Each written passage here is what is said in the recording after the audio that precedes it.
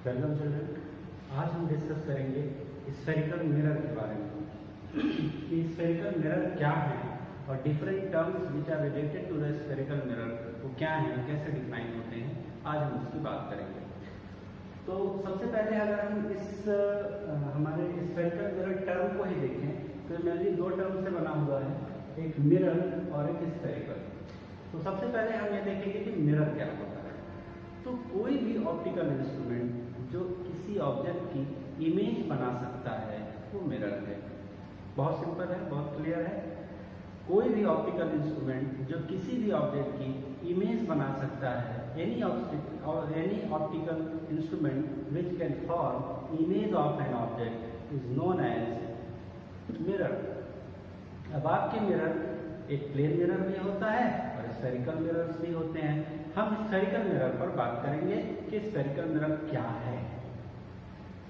अब इमेजिन करिए कि जैसे आपने फुटबॉल देखा है, बॉल है, फुटबॉल है आपके पास, आप खेलते होंगे उससे, नहीं खेलते होंगे तो देखा तो जरूर होगा उसको। तो सपोज करिए कि ये आपका फुटबॉल है और ये फुटबॉल ग्लास का है। ये हॉलो ग्लास यानी अंदर से खाली ग्लास है, हॉलो है। जैसे फुटबॉल अंदर से हॉलो होती है, खाली होती है, उसी तरह से ये ग्लास आपका हॉलो ग्लास है। अब आपने किसी कटिंग इंस्ट्रूमेंट्स के इस्तेमाल से इसमें से इतना एपर्चर काट लिया, इतना हिस्सा काट के अलग कर लिया ऐसे। ये आपका वही एपर्चर है जो इस हॉलो स्फीयर से काट के अलग किया गया है, ये आपके सामने है। अब ये आप पर निर्भर करता है कि आप इसको कॉन्केव मिरर बना दें या कॉन्वेक्स मिरर बना दें। अच्छा, इसका शेप कैसा होगा? बिल्कुल जैसे बाउल का, कटोरी जैसे होती है। जैसे एक बॉल कभी कभी खेलते खेलते फट जाती है तो आपने देखा कैसे होती है, वो दो कटोरियों की तरह अलग हो जाती है, जैसे दो बाउल होते हैं। तो उसी तरह से जब आप एक मिरर को कट करते हैं, जब आप एक मिरर का एपर्चर कट करते हैं तो वो भी कुछ इस तरह से बॉल के शेप में होता है, क्योंकि ये 3 डायमेंशनल फिगर होता है, ये 2D नहीं होता है। अब क्योंकि बोर्ड एक 2D फिगर है, ये 2 डायमेंशनल इसलिए आपको दिख रहा है, पर वो एक बाउल या आप कह सकते हैं एक प्लेट जो एक कस्तरी जो ऐसे मुड़ी हुई हो उस रूप में होता है। तो अब इसको आप कॉन्केव बनाएंगे कि कॉन्वेक्स बनाएंगे ये आप पर निर्भर करता है। अगर आप इसके बल्जिंग सरफेस पर यानी बाहर की तरफ उभरे हुए सरफेस पर पॉलिशिंग करेंगे, यहाँ पॉलिश करेंगे और अंदर का जो केव लाइक सरफेस है यानी जो गुफा जैसा है, जो गहरा है, अगर उस सरफेस से लाइट का रिफ्लेक्शन होगा, अगर लाइट का रिफ्लेक्शन यहाँ से होगा तो डेफिनेटली ये मिरर कॉन्केव मिरर कहलाएगा, because reflecting surface is cave like. Reflecting surface cave के जैसा है, दिस इज कॉन्केव मिरर। और अगर आप चाहें तो इसी मिरर को आप कॉन्वेक्स भी बना सकते हैं। कैसे? आपने जो पॉलिशिंग बाहर की तरफ की है, ये पॉलिशिंग आप बाहर की तरफ ना करके अंदर की ओर करें। अगर आपने इसी एपर्चर में अंदर की तरफ केव स्ट्रक्चर की तरफ पॉलिशिंग की है और बाहर का जो सरफेस है वो नॉन पॉलिश्ड है, बल्जिंग सरफेस नॉन पॉलिश्ड है, तो ये रिफ्लेक्टर की तरह बिहेव करेगा जब इस पे लाइट में इंसिडेंट होगी। तो जब ये सरफेस रिफ्लेक्टिंग सरफेस बन गया तो अब यही मिरर आपका बदल के हो गया कॉन्वेक्स मिरर।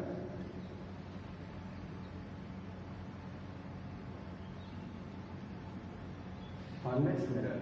तो इस तरह से कोई कॉन्केव मिरर और कॉन्वेक्स मिरर बनते हैं। कॉन्केव और कॉन्वेक्स बनने का सिद्ध दोनों एक ही एपर्चर है, दोनों के बनने का सिर्फ एक कारण है आपकी पॉलिशिंग। आपने उसके रिफ्लेक्टिंग सरफेस को अगर केव साइड से रखा है तो वो कॉन्केव है, अगर रिफ्लेक्टिंग सरफेस को बल्जिंग सरफेस पे रखा है तो वो कॉन्वेक्स है। अब आगे हम देखेंगे कि किसी मिरर से रिलेटेड कुछ जियोमेट्रिकल टर्म्स क्या है, उन टर्म्स के बारे में हम जानेंगे।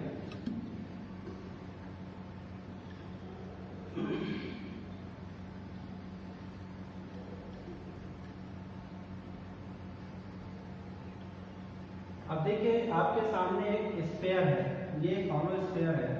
तो आप सभी जानते हैं कि हर स्फीयर का एक सेंटर होता है, तो इस स्फीयर का भी एक सेंटर होगा। इसी तरह से अगर कोई कर्वेचर है, ये कर्वेचर है और इस कर्वेचर के अगर आप पाथ को ट्रेस करें, फॉरवर्ड करें, आगे बढ़ाएं, यानी अगर आप इसके पाथ को इस तरह से आगे बढ़ाएं ऐसे, तो ये भी एक स्फीयर फॉर्म कर लेता है, एक स्फीयर बना लेता है। तो उस स्फीयर का जो सेंटर होता है वही इस मिरर का सेंटर कहलाता है, जिसको हम, अब क्योंकि ये हिस्सा एक मिरर जो है ये कर्व के जैसा है, इसीलिए इसके सेंटर को हम सेंटर ऑफ कर्वेचर कहने लगते हैं, जिसको हम C से रिप्रेजेंट करते हैं। C for centre of curvature, curvature का सेंटर। डिफाइन करना चाहें तो centre of curvature of a mirror is the centre of that hollow sphere of which this mirror is a part. जिस हॉलो स्फीयर का ये mirror एक हिस्सा है, उसी हॉलो स्फीयर का सेंटर इसका सेंटर ऑफ कर्वेचर कहलाएगा। ये पॉइंट क्या है, इसको क्या कहते हैं? ये है pole. This is the pole of a mirror. और पोल क्या है, कहाँ होता है?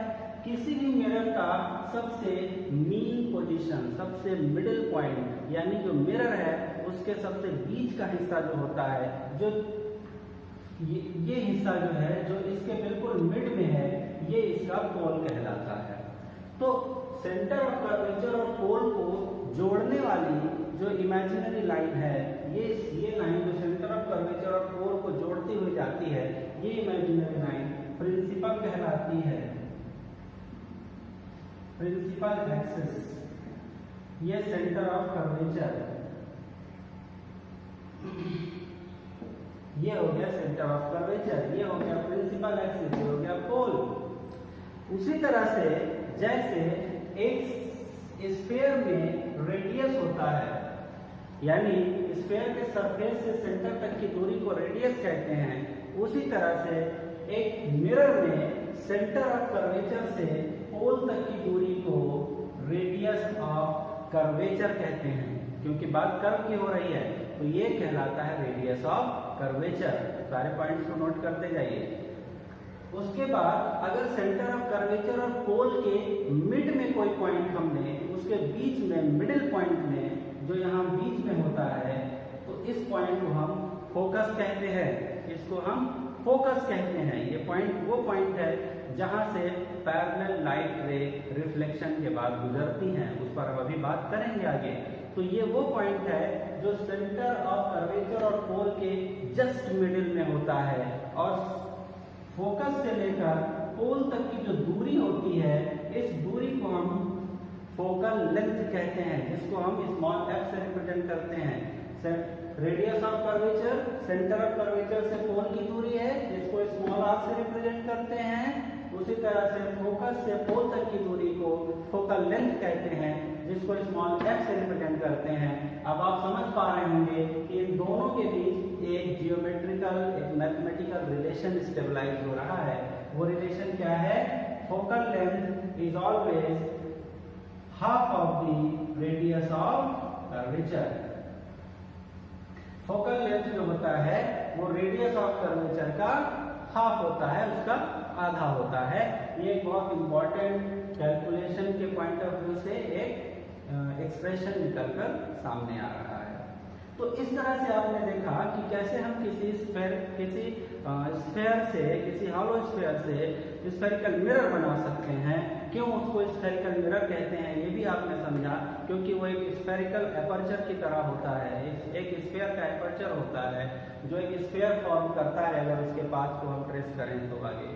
उसके साथ साथ आपने देखे वो ज्योमेट्रिकल पॉइंट्स जिनकी ज़रूरत आपको पड़ेगी जब आप किसी भी ऑब्जेक्ट के इमेज के फॉर्मेशन के रिगार्डिंग रे डायग्राम बनाएंगे। रे डायग्राम बनाते समय आपको इन पॉइंट्स के बारे में बार बार सुनने को मिलेगा, इसलिए इनको डिफाइन करना जरूरी है।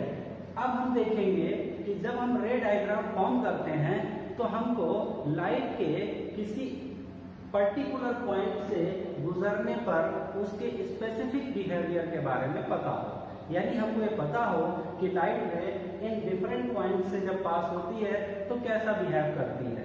जब हमको ये पता होगा तभी हम एक सही रे डायग्राम बना पाएंगे। तो आइए देखते हैं।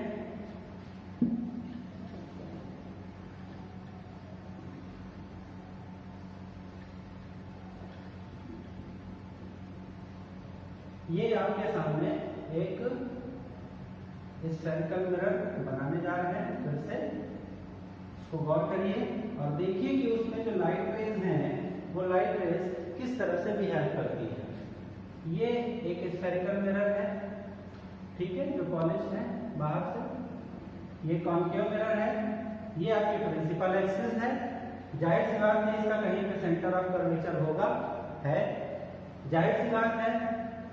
इसमें पोल होगा, वो भी है, और एक फोकस भी होगा। तो अब हम देखेंगे कि लाइट रे इन पॉइंट्स पर किस तरह से बिहेव करती है। तो जब कोई light ray parallel to the principal axis incident होगी तो रिफ्लेक्शन के बाद वो हमेशा फोकस से होकर ही जाएगी। फोकस क्या बताया मैंने, जब light ray parallel to the principal axis incident होगी यानी प्रिंसिपल एक्सिस से पैरेलल होगी तो रिफ्लेक्शन के बाद हमेशा वो कहां से जाएगी, फोकस से जाएगी। ये एक इंफॉर्मेशन है।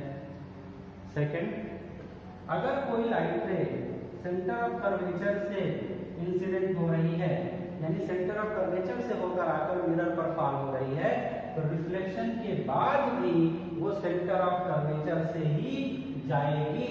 ये सेकंड इंफॉर्मेशन है किसी लाइट रे के बारे में रिगार्डिंग द गिवन पॉइंट्स। अब अगला पॉइंट क्या है, फोकस है। तो अगर कोई लाइट रे फोकस पर से इंसिडेंट हो रही है यानी वो फोकस से होकर जा रही है, मिरर पर गिर रही है, तो वो लाइट रे रिफ्लेक्शन के बाद प्रिंसिपल एक्सिस के साथ पैरेलल हो जाएगी।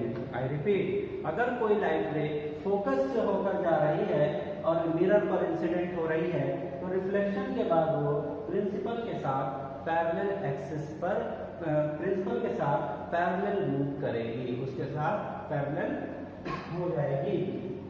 हमने देखा सेंटर ऑफ कर्वेचर से लाइट का जाना, हमने देखा फोकस से होकर लाइट का जाना और parallel to the principal axis होकर आना। एक पॉइंट रह गया पोल।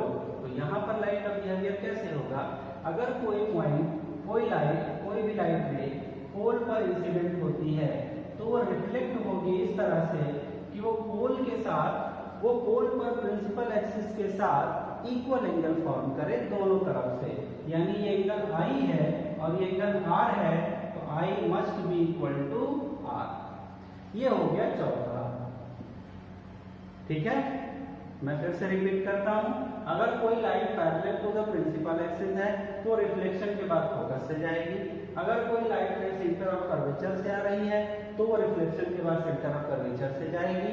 अगर कोई लाइट रे फोकस से आ रही है तो रिफ्लेक्शन के बाद parallel to the principal axis हो जाएगी। अगर कोई लाइट रे पोल पर इंसिडेंट हो रही है तो रिफ्लेक्शन के बाद इक्वल एंगल बनाएगी प्रिंसिपल एक्सिस के साथ। तो ये बहुत इंपॉर्टेंट इंफॉर्मेशन है रिगार्डिंग द रे डायग्राम। जब आप रे डायग्राम फॉर्म करेंगे ऑब्जेक्ट्स के डिफरेंट पोजीशंस के लिए, वहां पर लाइट के इस नेचर को आपको जानना होगा, आपको इसका यूज करना होगा, तभी आप एक सही रे डायग्राम बना पाएंगे। Thank you very much for today's class, और अपनी नेक्स्ट क्लास में किसी नए टॉपिक के साथ फिर आएंगे। तब तक के लिए गुड लक।